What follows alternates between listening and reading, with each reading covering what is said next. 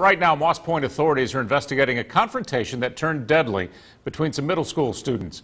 12-year-old Lorel Malone died after a fight broke out Thursday at Magnolia Middle School in Moss Point.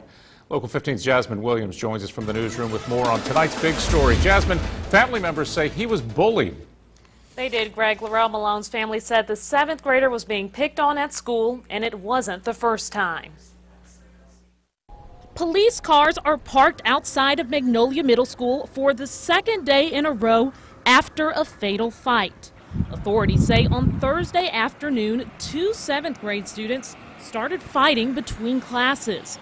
One of the students, 12-year-old Lorel Malone, was injured and later died. We're looking at trying to work with our children to provide alternatives to how they handle conflict. Moss Point police released little details about the incident, but the victim's family isn't keeping quiet. My son Lorel was a sweet little boy. If you knew him, you loved him. If you met him, you're going to meet him again. He's not a bad kid. He's a great kid, respectful.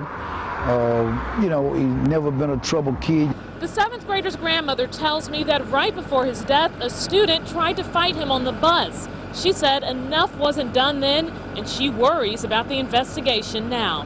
Nowadays, our kids, they're getting caught up in so much other stuff. His uncle talked to us exclusively, saying Malone was a new student to the school and may have been targeted by bullies several times. More or less peer pressure.